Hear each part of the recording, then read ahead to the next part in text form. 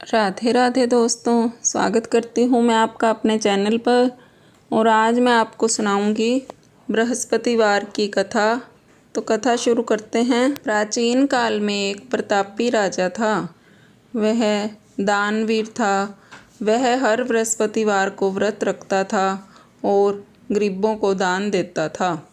लेकिन राजा की रानी को यह बात पसंद नहीं थी। वह न तो व्रत करती थी और न ही दान करने देती थी।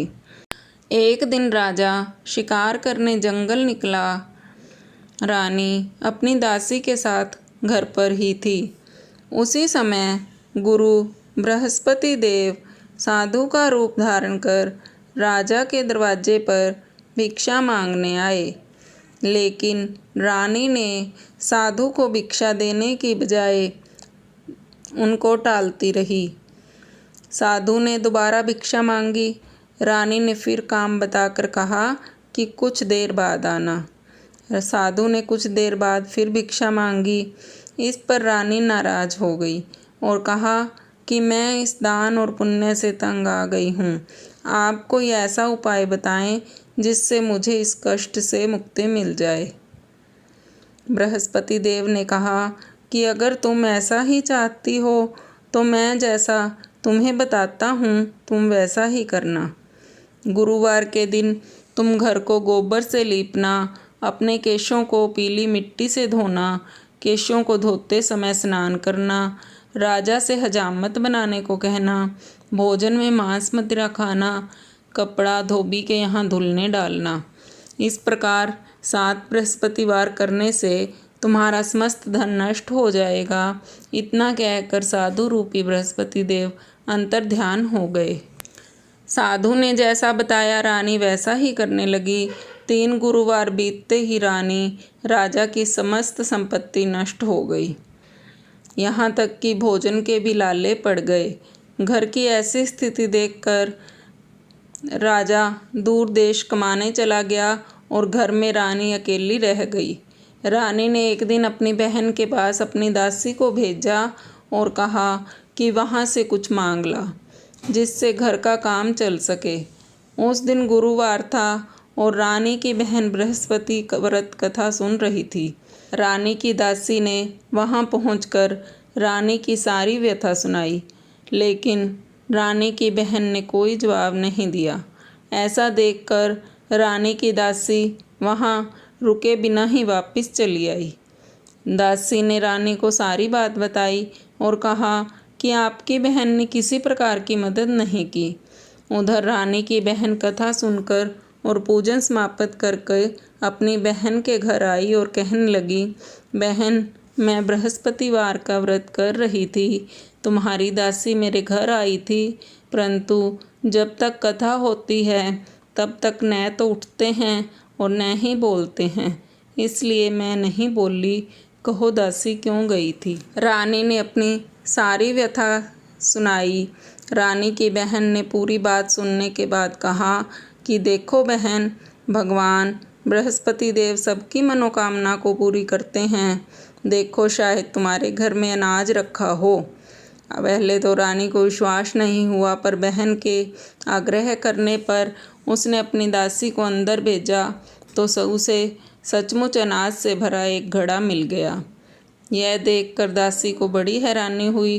दासी रानी से कहने लगी, हे रानी, जब हमको भोजन नहीं मिलता तो हम व्रत ही तो करते हैं, इसलिए क्यों न इनसे व्रत और कथा की विधि पूछ ली जाए ताकि हम भी व्रत कर सकें। तब रानी ने अपनी बहन से बृहस्पतिवार व्रत के बारे में पूछा। उसकी बहन ने बताया, बृहस्पतिवार के व्रत में चने की दाल और मुनक्का से विष्णु भगवान का केले की जड़ में पूजन करें तथा दीपक जलाएं। व्रत कथा सुने और पीला भोजन ही करें, इससे बृहस्पति देव प्रसन्न होते हैं। व्रत और पूजन विधि बताकर रानी की बहन अपने घर को लौट गई। 7 दिन बाद जब गुरुवार आया तो रानी और उसकी दासी ने व्रत रखा। गुड़साल में जाकर चना और गुड़ ले आई। फिर उससे केले की जड़ तथा विष्णु भगवान का पूजन किया।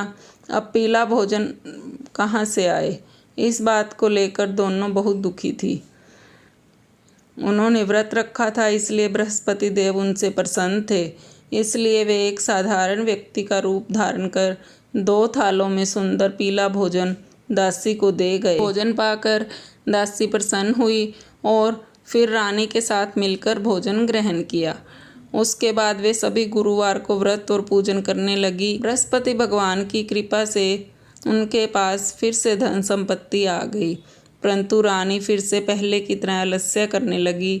तब दासी बोली, देखो रानी, तुम पहले भी इसी प्रकार आलस्य करती थी। तुम्हें धन रखने में कष्ट होता था, इस कारण सभी धन नष्ट हो गया। अब जब भगवान बृहस्पति की कृपा से धन मिला है तो तुम्हें फिर से आलस्य होता है।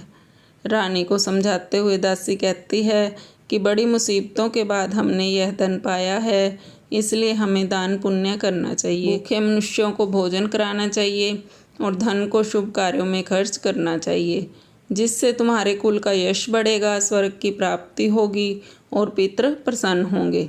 दासी की बात सुनकर रानी अपना धन शुभ कार्यों में खर्च करने लगी, जिससे पूरे नगर में उसका यश फैल गया। बृहस्पतिवार का व्रत करने और व्रत कथा सुनने से सारी मनोकामनाएं पूरी होती हैं। इस व्रत से धन संपत्ति की प्राप्ति होती है। जिन्हें संतान नहीं है उन्हें संतान की प्राप्ति होती है। परिवार में सुख शांति बढ़ती है।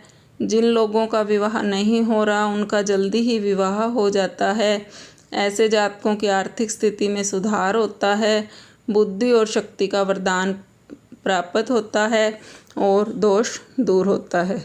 दोस्तों, आपको मेरी वीडियो कैसी लगी मुझे कमेंट बॉक्स में ज़रूर बताएं।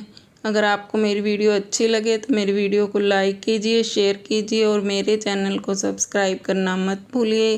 पास में लगे बेल आइकन को भी ज़रूर दबाएं, जिससे कि आने वाली नई वीडियो की नोटिफिकेशंस आपको सबसे पहले मिल पाए। Thanks for watching. Radhe Radhe. मिलते हैं नई वीडियो के साथ।